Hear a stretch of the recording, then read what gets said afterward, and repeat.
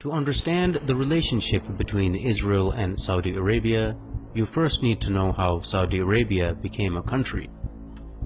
Exactly 100 years ago is a good place to begin a brief analysis of this region, for it was in 1916 that the British and French, along with Russian backing, signed the Sykes-Picot Agreement during World War I. This agreement anticipated the collapse, and therefore it secretly divided up the Middle East in order to design a region post-Ottoman Empire. In 1917, the year following the agreement, the Zionists had gained sufficient influence and control over the British government to get it to issue the Balfour Declaration, which promised Jews a homeland in Palestine.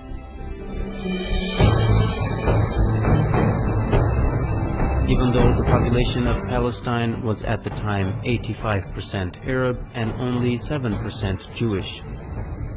The defeat of the Ottoman Empire by British imperialism in World War I left three distinct authorities in the Arabian Peninsula.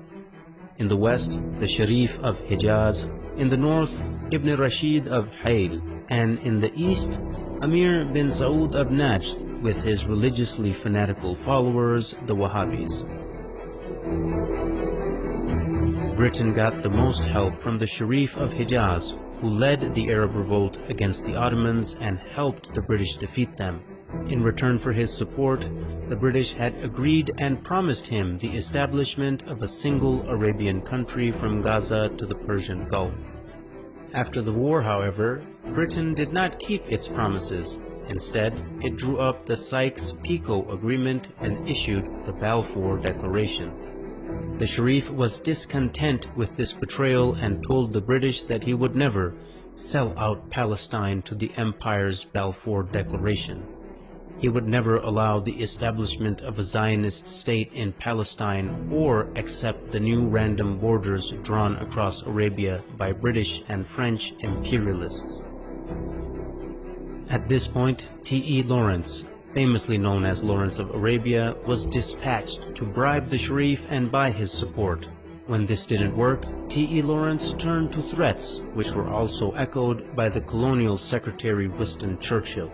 Both men threatened to unleash Ibn Saud and his ferocious Wahhabis on them, whom they were already arming and funding for the sake of countering the threat of Ibn Rashid of Hayl, who also stubbornly opposed the establishment of a Zionist state in the region. In September of 1921, Hayl was attacked by Ibn Saud and they could not resist the vicious onslaught.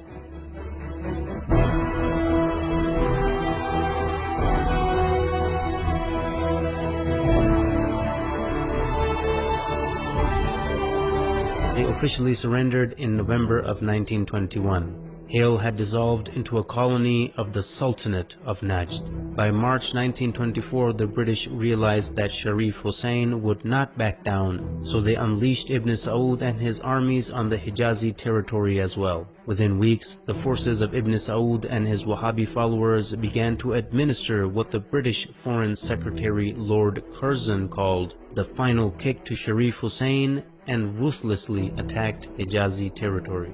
By September 1924, Ibn Saud had overrun Taif, the summer capital of the Sharif. In mid-October 1924, Ibn Saud captured Mecca, the holiest place in Islam. After losing Mecca, the Sharif had to flee and lose his entire territory to Ibn Saud, ancestor of the current Saudi lineage. In January 1925, Ibn Saud had begun his siege of Jeddah, and the city finally surrendered in December 1925, bringing an end to over 1,000 years of caliphate rule which had begun after the demise of Prophet Muhammad. In February 1926, the new unified Wahhabi state was rebranded by the empire in 1932 as the Kingdom of Saudi Arabia.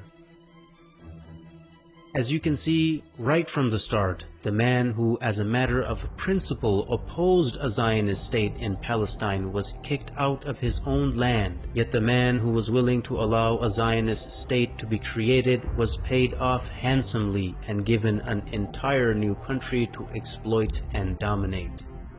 Even today, any nation that is opposed to the legitimacy of the Zionist entity are being destroyed one by one, while the nations that support the existence of the Zionist entity like Saudi Arabia are being compensated handsomely for their subservience. Are there any similarities between the Wahhabi and Zionist ideologies, who seem to be completely opposite, but both the creations of the British Empire? Stay tuned to find out.